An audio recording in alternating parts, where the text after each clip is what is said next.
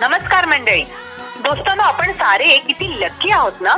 आपल्याकडे 5 जाणीवा तर आहेतच, पण त्या व्यतिरिक्त एक 6वी जाणीव आहे, ते म्हणजे सिक्स्थ सेन्स. अर्थात साऱ्या प्राणीमात्रांकडे हे गुण आहेत, मात्र मानव त्याचा खूप चांगला उपयोग करतो आणि उत्तम प्रगतीही साधतो. छोट्या छोट्या गोष्टींमधून आपण बरंच ज्ञान मिळवत असतो, पण त्यासाठी हवी असते थोडी सतर्कता. चला तर मग एक पाऊल प्रगतीच्या दिशेने उचलूया. आणि म्हणूनच तर मी आरजे रेश्मा आणि स्मिती ब्रीद आलोय तुमची साथ सोबत करायला आपल्या शाळेत, बाहेरच्या शाळेत.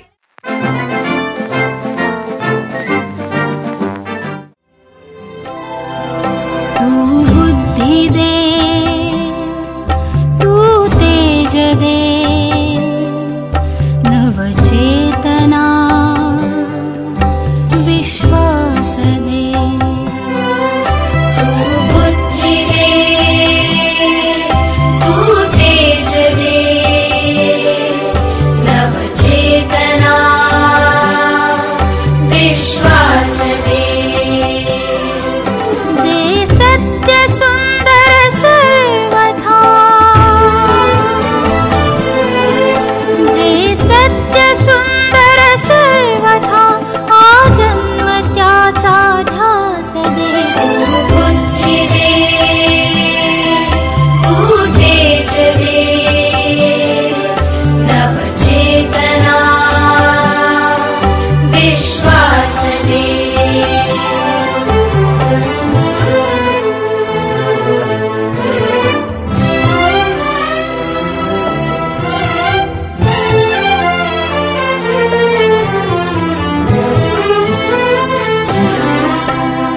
हरवले आभाळ ज्यांचे, होतयांचा सोबती, सापडे न वाट ज्यांना, होतयांचा सारथी.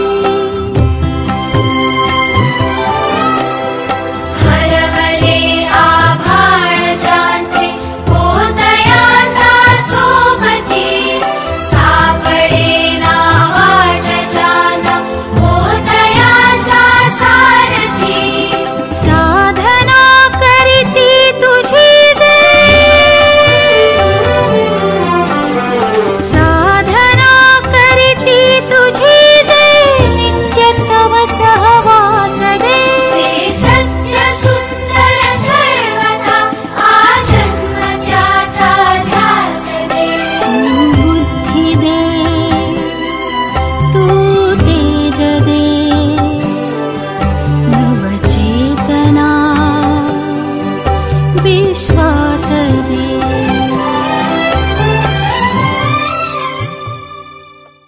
स्मितींजी, आपल्या मानवाकडे 5 जाणीवा असतात आणि एक 6वी जाणीव जी एक्स्ट्रा असते, ज्याला आपण सिक्स्थ सेन्स म्हणतो, ती हळूहळू अनुभवाने डेव्हलप होत जाते. पण ह्या 5 जाणीवा कधीपासून डेव्हलप व्हायला लागतात?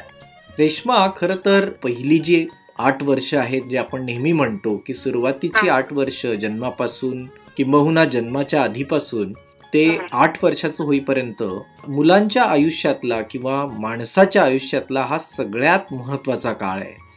कारण बरोबर. याच काळामध्ये बऱ्याचशा गोष्टींचा विकास आणि वृद्धी झपाट्याने होत असते. जसं तू आता जाणीवांबद्दल बोलते आहेस, तर चव, वास, दृष्टी, स्पर्श, ऐकणे, ह्या ज्या सगळ्या आपल्या ज्ञानेंद्रियांच्या गोष्टी आहेत. म्हणजे जिभेने आपण चव घेतो, वास घेतो, आपण इव्हन श्वासोच्छवास सुद्धा घेतो. अशा वेगवेगळ्या ज्ञानेंद्रियांचा आपण आपल्या आयुष्यात खूप उपयोग करत असतो. कळत नकळत त्याचा विकासही होत असतो. त्याची सुरुवात मोठ्या प्रमाणात या वयामध्ये होत असते. आणि म्हणून बऱ्याचदा असं होतं की म्हणजे ज्याला इंग्रजीमध्ये डेव्हलपमेंटल डिले म्हणतात, म्हणजे या विकासाच्या प्रक्रियेमध्ये थोडासा उशीर होतो काही मुलांचा. जसं आपण बघितलं असेल की बऱ्याचदा सगळीच मुलं 1 वर्षाची होतात तेव्हा बोलत नाहीत, काही मुलं थोडी उशिरा बोलतात. तर त्यात तशी चिंता करण्याची गरज नाही. पण अजिबातच म्हणजे सुरुवातीलाच खूप उशीर झालाय ऐकण्यामध्ये, बोलण्यामध्ये, तर त्याचा पुढे मग परिणाम खूप होत असतो मुलांच्या वाढी आणि विकासावर आणि मग एकंदरीतच त्यांच्या जीवनशैलीवर. म्हणून पालक म्हणून आपली भूमिका आहे की फार लवकरच आपण ह्या गोष्टींचं निदान करायला पाहिजे, त्याकडे आपलं लक्ष असायला पाहिजे. म्हणून आपण छोटे छोटे अभ्यास सुद्धा पालकांना आपण अशाच प्रकारे पाठवतो की जेणेकरून वेगवेगळ्या प्रकारे ते मुलांना समजून घेऊ शकतात आणि मग त्यांची मदत ते करू शकतात. वा. तर काल आपण जो आपल्या बालवर्गातल्या मुलांना अभ्यास पाठवला होता तो याच संदर्भातला होता. घराजवळील एखाद्या रोपाची माहिती आपल्या मुलांना द्या, त्याचा स्पर्श, वास, रंग आणि त्याचा उपयोग त्यांना सांगा. आता म्हणजे तसं म्हणशील तर हे निसर्गातनं आपल्याला अवतीभोवतीतनं निरीक्षणातनं मिळणारं ज्ञान आहे, पण त्या संदर्भात बोलणं पण तितकंच महत्वाचं आहे. म्हणजे एखाद्या गोष्टीचा स्पर्श दाखवताना की हा खडबडीत आहे, हा मऊ आहे, अशा प्रकारचा संवाद आम्हाला अपेक्षित आहे, ज्याच्यामध्ये सुवास असतो, दुर्गंध असतो, त्याबद्दलची माहिती असेल, शिवाय रंगांबद्दलची माहिती असेल किंवा त्या रोपाचा उपयोग असेल. तर या सगळ्यामुळे एक संवाद सुद्धा वाढतो पालकांचा मुलांबरोबर आणि एखाद्या कुठल्या तरी विषयाबद्दल आपण मुलांशी बोलतोय याचं त्यांनाही फार कौतुक वाटतं. बरोबर. तर हाच अभ्यास आपण आपल्या बालवर्गाच्या मुलांना पाठवला होता. त्यांच्यापैकी आता आपण बोलूया आदिती भोसले या 6 वर्षाच्या अंगणवाडीत जाणाऱ्या मुलीशी, जी राहणारी आहे गाव लोणी बुद्रुक, तालुका अर्धापूर, जिल्हा नांदेड इथली. तिच्याशी बोलूया आणि तिचे बाबा श्री अवधूतजी यांच्याशी सुद्धा बोलूया आणि समजून घेऊया की हा खेळ त्यांनी कसा खेळलाय ते. नक्की. नमस्कार, कसे आहात तुम्ही? मी ठीक आहे सर. अदितीला अभ्यास मिळतोय का आमच्याकडून? हा, मिळतो ना, व्हॉट्सअपला येतात. वा, छान. आणि तुम्हाला किती मुलं आहेत अवधूतजी?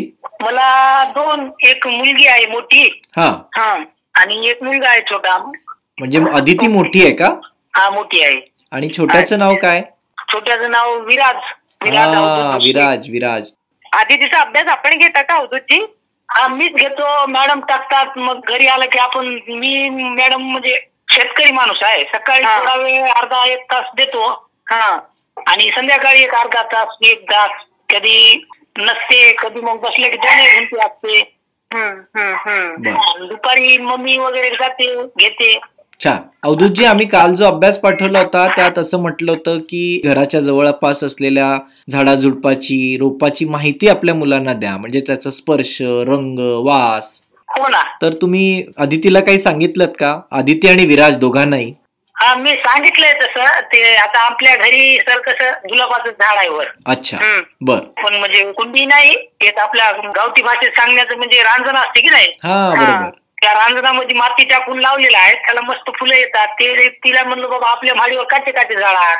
वा, छान. तुम्ही मला सांगितलं गुलाबाचं आहे, ते आपल्या घंटीचं एक आहे, असं सांगितलं. मग मला काल मॅडमनं फोन केला, म्हणजे अशा ना असा आदितीची म्हणजे मुलाखत होईल. वा. मग आम्ही आदितीशी तर बोलणारच आहोत, पण आम्हाला तुम्ही जर सांगितलं की आदिती मधला एखादा चांगला गुण जो तुम्हाला फार आवडतो. मला सर तिचा एकच गुण आवडतो की बाबा मी तिला म्हणजे आता इथून शाळेतील शिक्षक म्हणजे शिक्षण कमी भेटलं तर चालेल, पण मी तिला एक मॅडमला आधीपासून सांगण्याचा म्हणजे प्रयत्न करतो. ज्यावेळेस गेल्या वर्षीचा 26 जानेवारीचा कार्यक्रम झाला की नाही सर, त्यामध्ये तिच्या मॅडमनं असं म्हणजे आम्ही सुद्धा कल्पना केली नव्हती की बाबा तितकं लांबलचक भाषण, ती इतकं सहजासहजी न घाबरता आणि एक 500 लोकांच्या समोर, समजा गावातले म्हणजे काका, ते ग्रामपंचायत सदस्य आहात, गावचे सरपंच, ते असं कौतुक केलं. तिला एक 400-500 रुपये गिफ्ट म्हणून झालते. छान. तिला बोलण्याची शैली अशी वक्तृत्व स्पर्धा म्हणजे भयानक आहे तिच्यामध्ये क्वालिटी. ती घाबरत नाही. खूपच छान, चांगली गोष्ट आहे फारच. आणि आम्ही त्या मॅडमला म्हणजे आम्हाला सुद्धा वाटलं नाही बाबा मॅडम कोण इतकं म्हणजे ती कॅच करीन. आमचं सांगलेलं कमी लक्षात घेते, मग मॅडमनं सांगितलेलं तिनं बरोबर ते 5 दिवसामध्ये कार्यक्रम राईट केलता असा त्या भाषणाचा. वा, छान. मग आम्हाला आदितीशी बोलायला फारच आवडेल. हो सर. हॅलो आदिती. हॅलो, कशी आहेस? छान आहे. तुम्ही? आम्ही पण छान आहोत. अच्छा, बाबा सांगत होते की तू खूप छान बोलतेस. आमच्याशी सुद्धा न घाबरता बोल. अच्छा, आधी आम्हाला सांग, शाळेबाहेरची शाळा रेडिओ कार्यक्रम ऐकतेस का तू? Very good. आणि बाबांनी काल तुला म्हणे वरच्या गुलाबाच्या झाडाच्या रोपाबद्दल माहिती दिली. काय काय सांगितलं बरं गुलाबाच्या रोपाबद्दल? माझ्या घरी गुलाबाचं झाड आहे. बर. मी त्याला रोज पाणी घालते. वा. त्याला फुलं येतात का आदिती? हो. कोणत्या रंगाची येतात बरं? पिवळ्या का? अरे वा, छान. आणि मला सांग, एका वेळेला एकच फुल येतं की अशी भरपूर फुलं येतात? जास्त येतात. छान. मग काय करतेस बरं तू? देवाला वाहते, डोक्याला लावते. वा, छान. आणि त्याचा वास घेतलायस का कधी गुलाबाच्या फुलाचा? हो, कसा आहे तो? छान आहे. वा. आणि त्याला मला वाटतं गुलाबाच्या झाडाला काटे असतात नाही का? काटे असतात ना. बरोबर. छान. तुला माहितीये का गुलाबापासून काय काय बनवलं जातं ते? हो, काय बनवतात सांग बरं? गुलकंद. अरे वा, छान. कसा लागतो गुलकंद? गोड असतं. छान. विराज तुझ्या बरोबर मस्ती करतो का? नाही. अच्छा, तुझं ऐकतो का तो सगळं? हो. व्हेरी वा, गुड. दोन्ही गुणी बाळ आहेत म्हणजे. हो. नाही नाही, कधी कधी मस्ती करत असणार, पण आदिती आपल्याला सांगत नाहीये. बरं आदिती, तू आम्हाला एखादी छानशी कविता किंवा गाणं म्हणून दाखवतेस का? हो. बर म्हण म्हण. पाहू. बाग बगीच्याची मालकी मीठा माळीन मी हो ना. बाग बगीच्याची मालकी मीठा माळीन मी हो ना. भाजी मी विकणार, भाजी मी विकणार. लाल लाल टमाटे, कांदे बटाटे, लाल टमाटे, कांदे बटाटे, मिरची हिरवी गार. भाजी मी विकणार, भाजी मी मेथी, भाजी मी विकणार, भाजी छान म्हटलंस गाणं. आदिती, तू खातेस की नाही भाज्या? हो. कोणत्या कोणत्या भाज्या खातेस? शेपूची, मेथीची. छान. Good girl. मस्त. छान. तुला खूप सारी माहिती आहे आणि बाबा म्हणाले तसं तू खूप छान बोलतेस. आम्हाला तुझ्याशी बोलून खूप मजा आली आदिती. Thank you sir. ओके, आपण पुन्हा All the बोलू. best. Bye bye. थँक्यू. बरं, बाय. बाय. नितीनजी, 500 लोकांसमोर भाषण करणं, किती तो आत्मविश्वास, ही पण एक जाणीवच आहे नाही का? हो ना. आणि रेश्मा, मला असं वाटतं की आपण आपल्या मुलांना जर असे विविध अनुभव दिले तर त्यातून त्यांचा आत्मविश्वास वाढेल. म्हणजे आता जर आदितीचंच उदाहरण घेतलंस तर 500 लोकांच्या समोर बोलण्याचा आत्मविश्वास तिला लवकर मिळाला तर तिचा पुढे जाऊन पुढच्या आयुष्यामध्ये जेव्हा ती मोठी होईल तेव्हा सुद्धा तिचा आत्मविश्वास चांगला असेल. ती आपलं मत ठामपणे लोकांसमोर मांडू शकेल. नक्कीच. म्हणूनच आपण आपल्या छोट्या छोट्या गोष्टींमधून, अनुभवांमधून आपल्या मुलांना देखील शिकवत असतो, स्वतः देखील खूप काही शिकत असतो. आणि म्हणून आजपासून आपण एक आपल्या कार्यक्रमामध्ये अनुभवांच्या चष्म्यातून हा एक सदर सुरू करत आहोत. वाव, काय असणार आहे नितीनजी त्यात? तर यात आपल्याला बरेच जण वेगवेगळ्या प्रकारचे अनुभव त्यांचे सांगणार आहेत, शेअर करणार आहेत, ज्यातून आपल्याला खूप काही गोष्टी समजणार आहेत. तर आजच्या या अनुभवाच्या चष्म्यातून सदरमध्ये चंद्रशेखर देशमुख आपल्याला त्यांचे लहानपणीचे अनुभव शेअर करणार आहेत. या सदरामध्ये आपल्याला विविध अनुभव ऐकायला मिळतील. तसाच शेखरचा सुद्धा आजचा अनुभव फार महत्वाचा आहे. त्यातून मुलांना तर गंमत जम्मत वाटणारच आहे, पण पालक, शिक्षक आणि आपण सगळे मोठी मंडळी यांना सुद्धा त्याच्यातून खूप काही सूचना कळणार आहेत. तर चला ऐकूया शेखरच्या चष्म्यातून. ओके.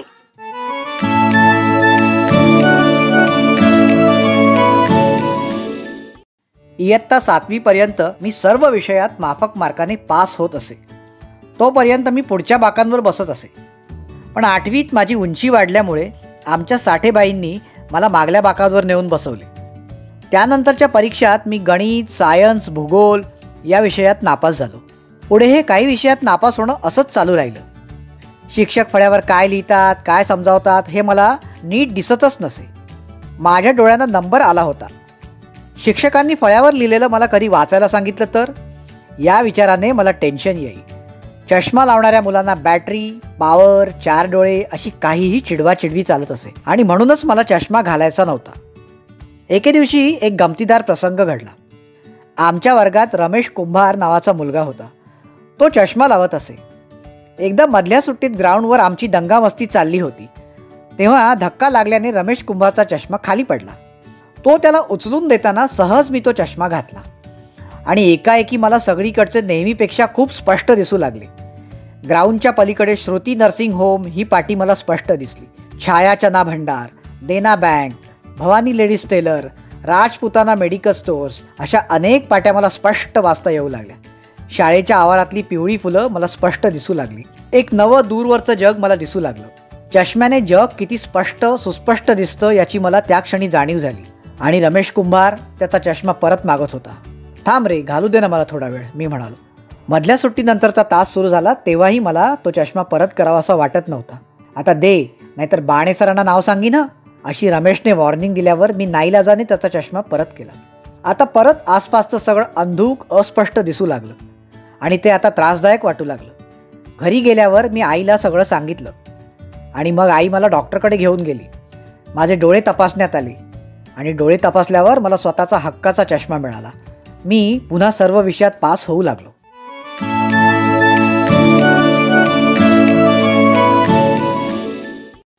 वा, किती छान बोलका अनुभव होता हा. आणि खरं तर बोलका म्हणण्यापेक्षा आपण इथे म्हणूयात की किती छान डोळस अनुभव होता हा. हो ना. आणि असे अनुभव आपल्याला रेश्मा खूप येत असतात. आणि म्हणजे मला तर वाटतं प्रत्येकाच्या आयुष्यात असे खूप छोटे मोठे अनुभव असतातच. फक्त त्या अनुभवांकडे बघण्याची ती दृष्टी लागते. Yes, correct. बरोबर. मग ती दृष्टी निर्माण व्हावी म्हणून आपण आपल्या 3री ते 5वीच्या विद्यार्थ्यांना काल एक छोटासा असा अभ्यास पाठवला होता, ज्यात त्यांना म्हटलं होतं की किराणा दुकानातून आपल्या घरी येणाऱ्या सामानांची यादी तुम्ही तयार करा, नावं तयार करा. फक्त ती नावं मराठीत तर तुम्ही लिहालच, पण इंग्रजीत सुद्धा लिहा. तर अशा नावांची यादी आपल्या काही बालमित्र मैत्रिणींनी पाठवली आपल्याला. त्यांच्यापैकी आपण बोलूया जयेश गबने या इयत्ता 3रीतल्या मुलाशी, जो राहणारा आहे गाव पालोरा, तालुका मोहाडी, जिल्हा भंडारा इथला. आज त्याच्यासोबत त्याची मावशी सोनाली मावशी आपल्याशी बोलणार आहे. तर ऐकूया जयेशची यादी कशी आहे ती. ओके, बोलूयात. सोनाली ताई, नमस्कार. शाळेबाहेरच्या शाळेमध्ये तुमचं स्वागत आहे. नमस्कार मॅडम. कशा आहात तुम्ही? मस्त. आणि कसा चाललाय जयेशचा अभ्यास? छान चालू आहे मॅडम. अच्छा, तुम्ही जयेशच्या मावशी राईट? हो. मग तुम्ही घेता का त्याचा अभ्यास? हो मॅडम. अच्छा, कसा आहे अभ्यासामध्ये जयेश?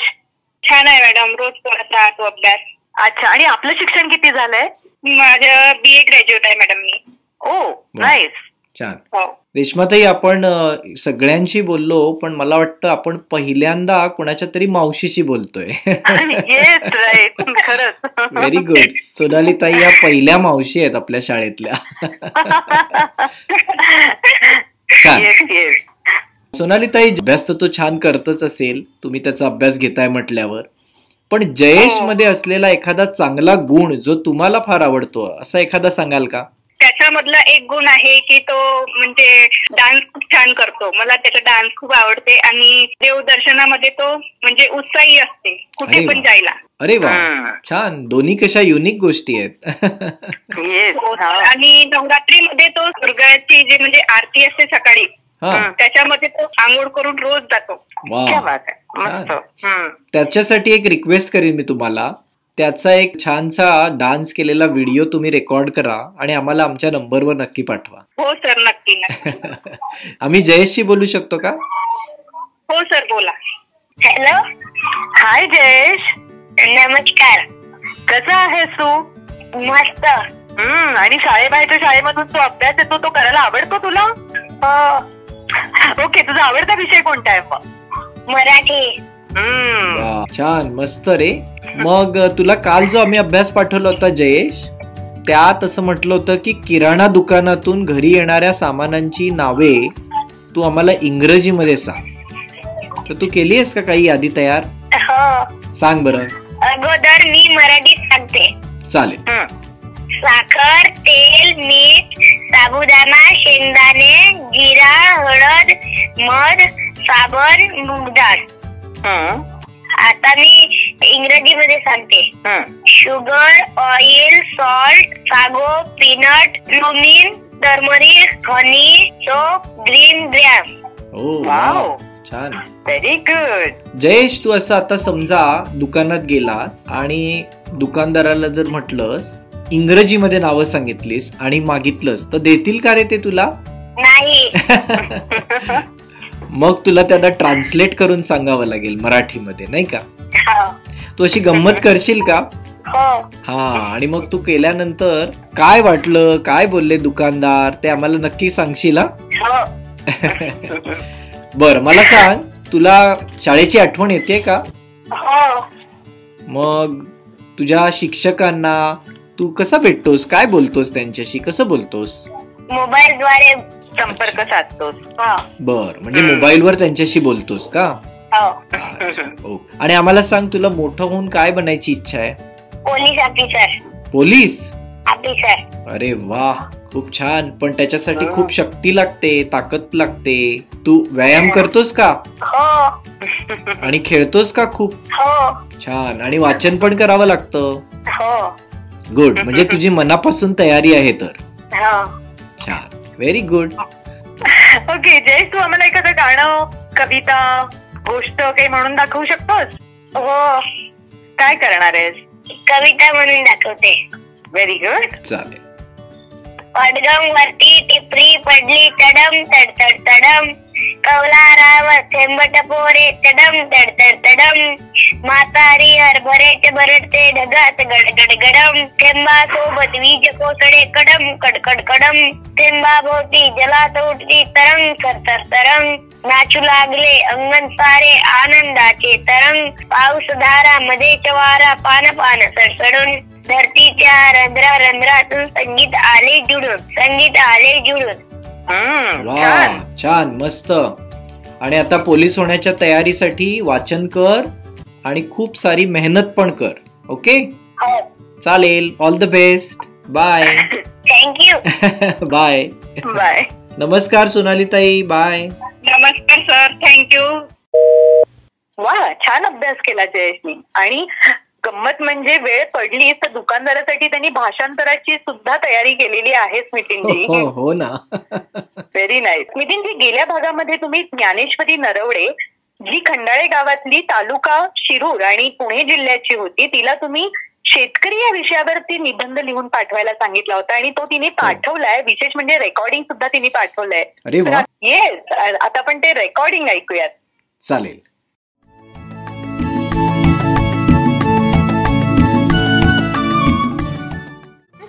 माझे नाव आहे ज्ञानेश्वरी नितीन नरवडे. शाळेचे नाव आहे जिल्हा परिषद प्राथमिक शाळा खंडाळे. माझा विषय आहे शेतकरी राजा. जहाँ डाल डाल पर सोने की चिड़िया करते है बसेरा, व भारत देश है मेरा, व भारत देश है मेरा. या अशा विकसनशील भारत देशात आपण सर्वजण मोठ्या गुण्यागोविंदाने राहतो आणि या देशात सोन्याचा धूर निघतो ते फक्त बळीराजामुळे. या काळ्या मातीत शेतकरी राजा राब राब राबून आपला घाम गाळतो आणि त्या घामातून अक्षरशः मोती पिकवतो. आज आपल्या देशावरच नाही तर संपूर्ण जगावर कोरोनाचं संकट घोंगावत असताना अर्थशास्त्र म्हणतात व्यापारी लोकांमुळे देश चालतो, पण या लॉकडाऊनच्या काळात कळालं की शेतात नांगर चालतो तेव्हा देश चालतो. शेताचा राजा म्हणून शेतकऱ्याला मान, साध्या पिकांना आपल्या कष्टाने करतो सोन्याची खाण, साध्या पिकांना आपल्या कष्टाने करतो सोन्याची खाण. शेतात दिवस रात्र राबून जो धान्य पिकवतो, आपलं पालन पोषण करतो तो शेतकरी होय. शेतकरी आपल्या समाजाचा फार मोठा भाग आहे. अन्न, वस्त्र, निवारा या मूलभूत गरजाही या राजामुळेच भागल्या जातात, हे विसरता कामा नये. पण आज या बळीराजावर वाईट दिवस आले आहेत. या संपन्न आणि विकसनशील देशात या शेतकऱ्यांना जर आत्महत्या कराव्या लागत असतील तर मग यापेक्षा दुर्दैव ते कोणतं? शेतीला योग्य तो बाजारभाव मिळत नाही.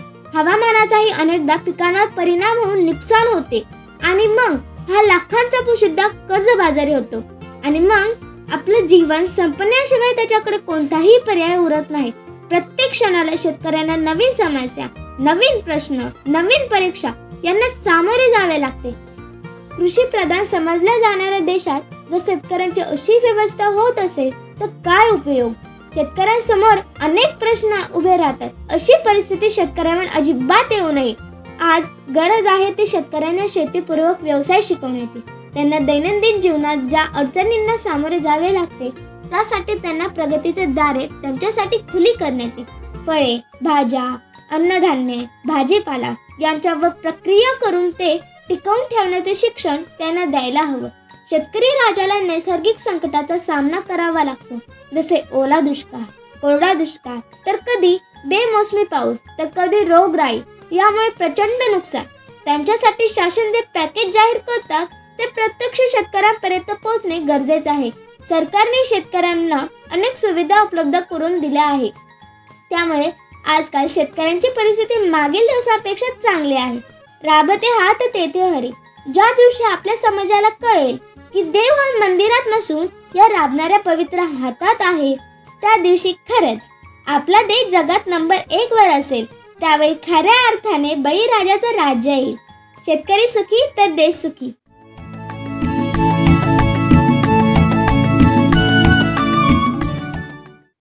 वा, मस्त लिहिलंय ज्ञानेश्वरींनी आणि वाचलंही खूप छान. एकूणच आपली ही सगळी मुलं खूप छान अभ्यास करतायत, नाही का स्मितींजी? हो ना, खूप. मग आपण आता 6वी ते 8वीच्या विद्यार्थ्यांना काय अभ्यास दिलेला?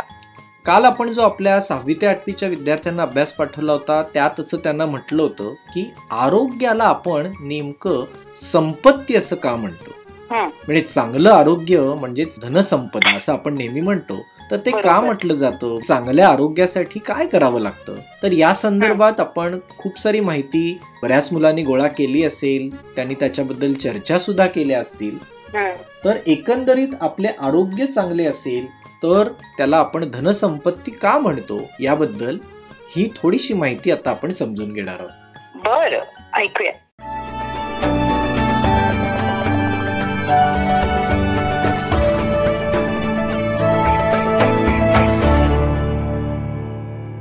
आरोग्य व रोग. प्रस्तावना. मुलांनो, हेल्थ इज वेल्थ म्हणजेच आरोग्य हीच खरी संपत्ती हा सुविचार आपल्या सर्वांना माहितीच आहे. आरोग्याला संपत्ती असं का म्हटलंय? कारण आरोग्य उत्तम असेल तरच माणूस कार्यक्षम राहतो, दैनंदिन कामे करून संपत्ती मिळवू शकतो. आरोग्य चांगलं असेल तर मानवाचं आयुष्य सहज आणि सोपं होतं. मात्र हे आरोग्य चांगलं राहण्यासाठी आपल्यालाच आपल्या शरीराची काळजी घ्यावी लागते. त्यासाठी आपल्याला संतुलित आहार घेणे, भरपूर व्यायाम करणे गरजेचे असते. बरं, तुम्ही मला एक सांगा, आजारपणामुळे तुम्ही कधी शाळेला सुट्टी घेतली आहे का? हो सर, घेतली आहे. आजारी असल्यामुळे आपण कोणतेही काम व्यवस्थित पार पाडू शकत नाही. बरं, आता तुम्ही मला सांगा की आपण आजारी पडतो म्हणजे नेमकं काय होतं? सर, आजारी पडल्यानंतर अशक्तपणा येतो, चक्कर येते, मळमळ होते, ताप येतो. बरोबर. आजारी पडल्यानंतर अशक्तपणा येतो, ताप येतो, उलटी होते, डोकं दुखतं, तसंच झोपून राहावंसं वाटतं. तुम्ही आजारी पडल्यानंतर कधीकधी औषधोपचार न घेताही बरे होता, तर कधीकधी तुम्हाला डॉक्टरांकडे जाऊन औषधोपचार घ्यावे लागतात. असं का होतं बरं? आजाराची तीव्रता कमी असेल तर डॉक्टरांकडे न जाताही आजार बरा होतो, पण आजाराची तीव्रता जास्त असेल तर मात्र डॉक्टरांकडे जावंच लागतं. म्हणजेच काही आजारांवर नियंत्रण आणण्यासाठी आपल्या शरीरातील रोगप्रतिकारक शक्ती पुरेशी असते. मात्र काही आजार हे जास्त तीव्र स्वरूपातील असतील तर मात्र आपल्याला डॉक्टरांकडे जावे लागते. तर आता आपण आरोग्याविषयी माहिती जाणून घेऊया. आरोग्य. मुलांनो, आपल्याला कोणताच रोग नाही म्हणजे आपलं आरोग्य चांगलंय असा त्याचा अर्थ होत नाही. तर आरोग्य म्हणजे शारीरिक, मानसिक आणि सामाजिकरित्या पूर्णतः सुदृढ असण्याची स्थिती म्हणजेच आरोग्य होय. आपली प्रकृती चांगली असेल तर आपल्याला वेळेवर भूक लागते, व्यवस्थित जेवण जाते, झोप येते, ताजेतवाने वाटत असते, आपली दैनंदिन कामे आपण व्यवस्थित पार पाडू शकतो. या उलट आपली प्रकृती बिघडली असेल तर यातील कोणतीच गोष्ट व्यवस्थितपणे होत नाही, करता येत नाही.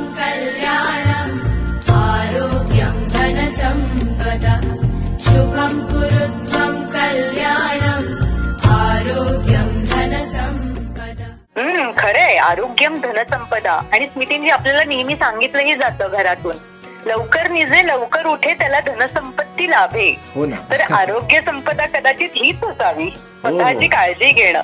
नक्कीच नक्कीच. मग आज आमच्यासाठी काय सरप्राईज आणलंय तुम्ही अजून?